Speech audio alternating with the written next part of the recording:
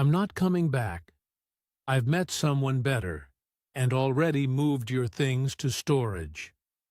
My name is Leonard Kessler, 54 years old, and staring at my phone in the kitchen of our Des Moines condo at 11:42 p.m. on a Thursday. My wife Dana was supposed to be on day 4 of a girls' trip to Palm Springs. The text came with a screenshot of a bank transfer. $118,000 moved from our joint savings to her personal account. I set my phone down and finished my coffee. 15 years of marriage ended in 2 sentences and a screenshot. For months, there had been signs, weekend getaways that stretched longer, new clothes she never wore around me, phone calls that stopped when I entered a room. I noticed it all. I'm a forensic accountant. Noticing discrepancies is what I do for a living. But I said nothing. Maybe that was my first mistake. Or maybe my first mistake was marrying someone who thought my career was just spreadsheets and boring numbers. I opened my laptop and checked one of my email accounts, one Dana didn't know existed. 3 notifications from my bank security system. Someone had attempted to change passwords on accounts Dana had never seen. She was being thorough. I had to respect that.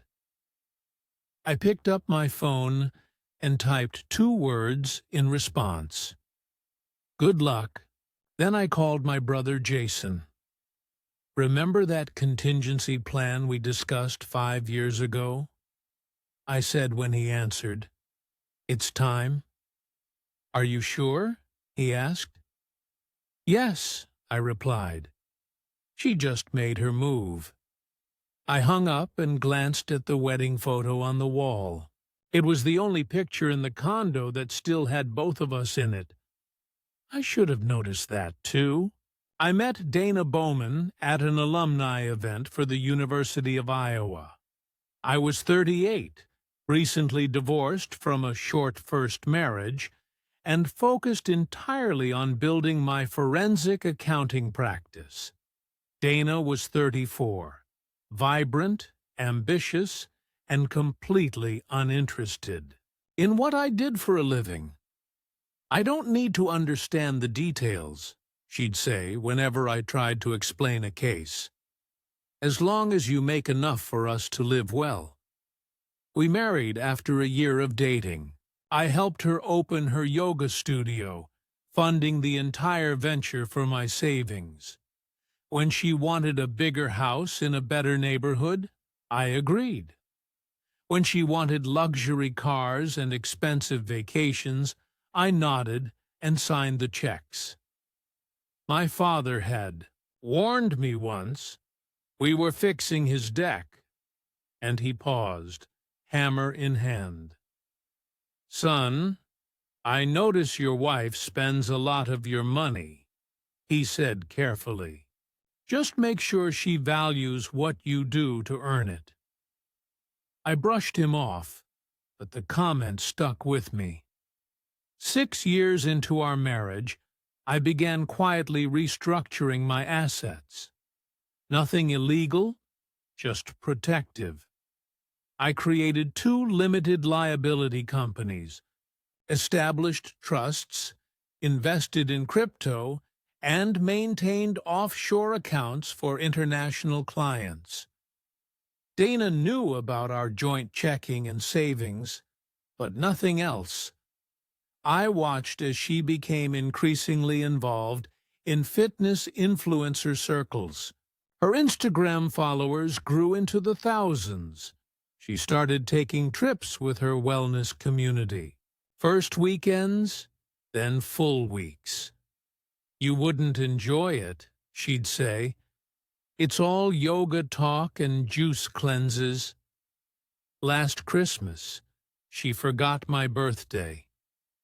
When I mentioned it the next day, she bought me an expensive watch and said, "I've just been so busy with the studio expansion." I accepted the watch, but that night I finalized the paperwork on my contingency plan. The signs were all there. I just didn't want to see the full picture. The morning after her text, I woke up early and made coffee, same as always. Habits are hard to break, even when your world has collapsed. I logged into my primary financial management system, custom-built for my practice, but adapted for personal use. With a few keystrokes, I activated the contingency protocol Jason and I had designed years earlier. First, I froze all joint accounts and credit cards. Then, I triggered a fraud alert on the $118,000 transfer using my banking contacts to expedite the process. I sent documentation proving financial misconduct to my attorney, along with instructions to file for divorce immediately. Then I called my mother. "Dana's left me," I said simply. She took the money and moved my things out while she was supposedly on vacation. My mother was quiet for a moment. "I'm sorry, Leonard," she finally said, "but I can't say I'm surprised." "What are you going to do?" "What I've been preparing to do for years," I replied. "Protect what's mine." An hour later, my phone lit up with Dana's name. I declined the call. 10 more calls followed. Then a text. "What the hell did you do? The money's gone, and my cards don't work." I didn't respond. Instead, I drove to the storage facility listed in her text.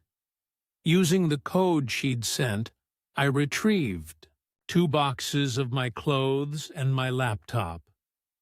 The rest of my belongings, family photos, books, mementos from my father, were nowhere to be found. That's when something hardened in me. This wasn't just about money anymore. It was about 15 years discarded without a second thought. It was about someone thinking they could erase me from my own life. I stopped at a coffee shop and opened my laptop. Using financial databases only available to licensed investigators, I pulled up everything I could find on Trey Harmon, the fitness influencer Dana had been tagging in photos for months. The someone better she'd mentioned. What I found confirmed my suspicions. Trey's gym business was leveraged to the hilt. 3 maxed-out business credit cards, a lease he couldn't afford, and Dana had already co-signed on a car loan with him 2 months earlier. I closed my laptop and drove to a hotel. For the first time in years, I felt completely clear about what needed to be done. I wasn't angry anymore. I was focused. Monday morning, I walked into my office as if nothing had happened. My assistant, Valerie, looked up, surprised. "Leonard, I thought you'd be taking time off. Dana called here 3 times already." "Did she?" I said. Not a question. She sounded upset. "Said there was a misunderstanding with your accounts and needed to reach you urgently." I nodded. "If she calls again, tell her to contact my attorney." By noon, Dana had escalated from calls to appearing in person. The receptionist buzzed my office. "Your wife is here. She's quite insistent." I sighed and walked to the lobby. Dana stood there, designer sunglasses pushed back on her head. yoga clothes, perfectly coordinated. She smiled when she saw me. The very same smile she'd used for 15 years when she wanted something.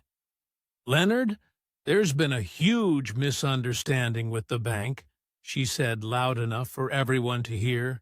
"All our accounts are frozen." "Not a misunderstanding," I said quietly. "You transferred money without authorization. The bank flagged it as fraud." Her smile faltered. "It was our joint account.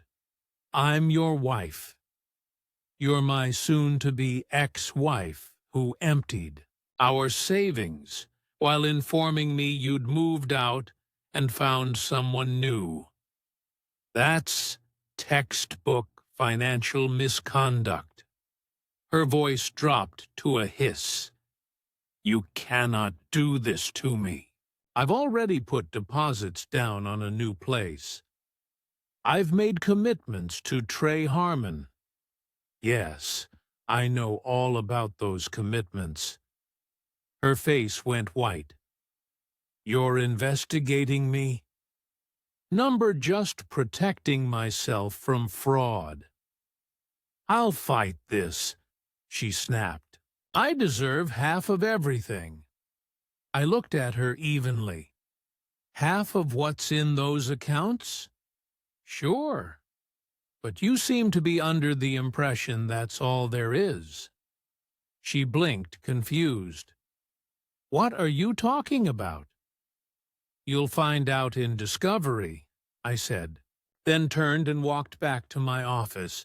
That afternoon, I received an email from Dana's newly hired attorney demanding immediate access to all financial records and threatening to expose irregularities in my accounting practice if I didn't comply.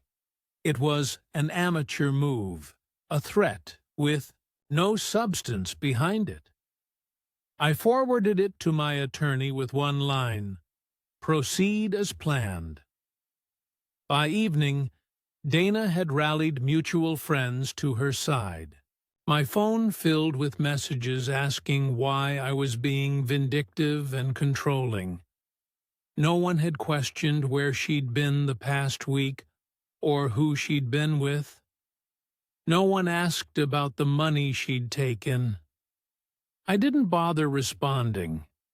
Instead, I went to the gym, not Dana's studio or Trey's flashy fitness center, but the small community center where I'd been going for years. I lifted weights until my arms shook, then drove back to my hotel room. The trap was closing, but not around me. 3 days. Later, my attorney called. "We found something interesting," she said. "Dana's been siphoning money from your joint account for over a year. Small transfers at first, then larger ones." "To where?" I asked, though I already knew. "Multiple accounts, some to her personal savings, but most to a business LLC registered to Trey Harmon. Almost $80,000 total. And she used our joint funds as the source." "Yes, which means we can add financial infidelity to the divorce filing." I thanked her and hung up. I wasn't surprised, but confirmation still felt like a punch to the gut. Dana hadn't just left me for someone else. She'd been planning it for over a year, funding her exit and her new boyfriend's business with my money. That night, I received a text from an unknown number. "You need to back off. Dana deserves better than you. Don't make this uglier than it needs to be. Trey Harmon getting involved directly." Interesting. I drove to my brother's house the next morning. Jason worked in digital security, the perfect complement to my financial expertise. We'd collaborated on cases before, but this was different. I need everything you can find on Harmon Fitness LLC, I told him. Bank records, loans, credit applications, everything. Jason raised an eyebrow. Legal channels only, right? Of course. We're just connecting public dots faster than most people could. 3 hours later, we had our answer. Trey Harmon wasn't just in debt. He was underwater. His social media portrayed success, but his business was failing. The new equipment, the expansion, the promotional events, all funded through risky loans, and, more recently, Dana's investments. But there was something else, something Dana couldn't have known. "Look at this," Jason said, pointing to his screen. "Harmon applied for a small business loan 4 months ago. Used the gym equipment as collateral." "That's normal," I said. "Yeah, but look who co-signed." I leaned forward. The document showed Dana's signature on a $175,000 equipment loan. "She co-signed before she left you," Jason said quietly. "But here's the kicker. The loan specifies joint responsibility with her spouse. They used your marital status to secure better terms." I stared at the screen. She put my assets on the hook for his loan without my knowledge. Exactly. And there's more. 3 credit cards, a car lease, and the new commercial space rental. All co-signed by Dana. All leveraging your marital assets as security. I stood up and walked to the window. Outside, children were playing in the yard next door, oblivious to the adult complications of the world. "She has no idea what she's done," I said finally. "And neither does he." The next morning, I met with my attorney and laid out everything we'd found. "I want to move quickly," I told her. Before they realize what's happening, she reviewed the documents and nodded. "We'll file for emergency asset protection today. The loan fraud alone is enough to freeze everything until the divorce is settled." That afternoon, I drove to Harmon Fitness. The gym was sleek and modern, with motivational quotes painted on the walls and Trey's face plastered across the entrance. Inside, 20-somes in expensive workout gear took selfies between half-hearted sets. Trey spotted me immediately. He was taller in person, with the artificial tan and capped teeth of someone who'd built their career on appearance. He walked over, hand extended, smile perfectly calibrated. "You must be Leonard," he said. "Dana's mentioned you." "I'm sure she has," I replied, not taking his hand. "We need to talk privately." His smile faltered, but he led me to his office, glass-walled, visible to everyone but soundproof. "What can I do for you?" he asked, closing the door. I placed a folder on his desk. "This is every financial document connecting you to Dana. Loans, credit cards, leases, all co-signed using our marital assets as security." He picked up the folder cautiously. "I don't understand. It's simple. Dana used our marriage to back your business loans. Now we're divorcing, and those guarantees are invalid." The color drained from his face as he flipped through the pages. These are all legitimate business arrangements between Dana and me. Maybe, but the banks approved them based on our combined assets and income. Assets she no longer has access to. He closed the folder. What do you want? Nothing from you. I just thought you should know what's coming. The banks will be calling those loans due very soon. Dana said you were wealthy, he said, voice hardening. That money's not an issue for you.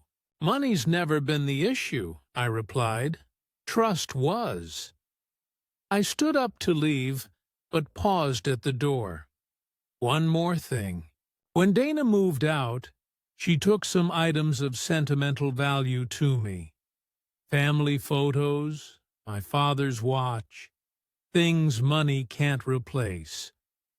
He stared at me for a long moment. I'll see what I can do. I nodded and left. The next day, a courier delivered a box to my hotel. Inside were the missing photos, my father's watch, and other personal items. No note included.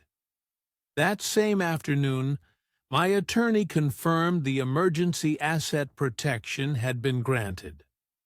All shared assets would remain frozen until the divorce was finalized. I logged into my financial management system and reviewed the alerts. Dana had attempted to access our frozen account 17 times in the past 24 hours. She'd also tried to open a new credit line using our home as collateral. Denied. My phone lit up with her name again. This time, I answered. What have you done? She demanded, voice shaking. The bank called in Trey's loans, all of them. They're seizing the equipment tomorrow. That's unfortunate, I said calmly. This is vindictive, Leonard. You're destroying him to get back at me. I'm not doing anything to him. I'm simply protecting myself from fraud. You used our marriage to secure his loans without my knowledge or consent. That's illegal. We can work this out, she said, voice softening suddenly. Come home. We'll talk. 15 years of marriage, and she still thought I could be manipulated that easily. There's nothing to work out, I replied. The divorce will proceed. The fraud investigation will continue, and Trey will learn an expensive lesson about due diligence. I ended the call and blocked her number. That night, I slept better than I had in months. 3 weeks later, I sat in a conference room as Dana and her attorney arrived for our court-ordered mediation. She looked tired, the designer outfit, and perfect makeup, unable to hide the strain. Her attorney spoke first. My client is willing to be reasonable about the division of assets despite the aggressive tactics employed thus far. My attorney smiled politely. That's good to hear because there's been a development. She slid a document across the table. The bank has completed its fraud investigation. They've determined that Dana forged Leonard's signature on multiple loan documents using their marital assets as collateral without his knowledge. Dana's attorney skimmed the document, face paling. We'll need time to review this. Of course, my attorney said, but you should know that the bank has already referred the matter to the district attorney. This meeting is a courtesy before criminal. Charges are filed. Dana stared at me, eyes wide. Criminal charges? Leonard? You can't be serious. I met her gaze steadily. I didn't file the charges the bank did. That's what happens when you commit loan fraud. Her attorney whispered something in her ear. She shook her head vehemently. If Ms. Bowman is willing to sign our proposed settlement agreement today, my attorney continued, Leonard is prepared to provide a statement to the bank that could mitigate the criminal implications. He won't press charges for the theft of personal property or the unauthorized transfer from the joint account. I watched as Dana's carefully constructed world collapsed. She'd expected anger, jealousy, perhaps even begging. She hadn't expected consequences. The settlement is generous, I said quietly. You keep your yoga studio, which was always profitable. You keep your car and personal belongings. You receive no alimony, and you assume responsibility for the debts you incurred in my name. And Trey, she asked, voice barely audible. Mr. Harmon's financial issues are his own problem, my attorney replied. But without your husband's assets backing those loans, I understand the bank has already begun repossession proceedings. Dana signed the papers without further argument. As we left the conference room, she caught my arm. I never thought you'd fight back like this, she said. You always just went along with everything. That was my choice, I replied. Just like this was your choice. I walked away without looking back. A month later, I moved out of the hotel and into a small house near downtown Des Moines. Nothing fancy, just a craftsman with good bones that needed some work. The kind of project that would keep my hands busy and my mind occupied during the evenings. I heard through mutual friends that Dana had moved to Colorado to start over. Her Instagram showed mountain views and inspirational quotes about new beginnings. Trey's gym had been sold to a national chain, and he'd relocated to Miami to expand his brand. Neither of them mentioned what had happened. People rarely advertise their failures. My brother Jason stopped by one Saturday to help me install new cabinets in the kitchen. Heard anything from Dana? He asked as we measured for the hinges. No, I said, and I don't expect to. You know, you could have taken her for everything. The fraud charges alone would have ensured that. I shrugged. What would be the point? She's no longer my problem. We worked in comfortable silence for a while. The rhythm of measuring, cutting, and mounting, creating a meditative state. I'm thinking of taking some time off, I said eventually. Maybe drive up to Minnesota, do some fishing at the cabin. Dad would like that, Jason replied. You haven't been there since he passed. That evening, after Jason left, I sat on my back porch with a glass of bourbon. The neighborhood was quiet, with only the occasional dog bark or child's laugh breaking the silence. Different from the upscale community Dana had insisted on, more real somehow. I thought about the last 15 years, how I'd allowed someone else to define my life, my worth. How I'd noticed the signs but chosen to ignore them. How when the moment came, I'd been prepared because some part of me had always known this day would arrive. I didn't feel victorious. I didn't feel vindicated. I just felt free. The next morning, I called my office and told them I'd be taking 2 weeks off.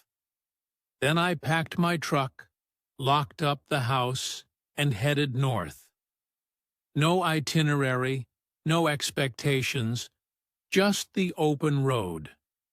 And for the first time in years, no invisible ledger of resentments to balance.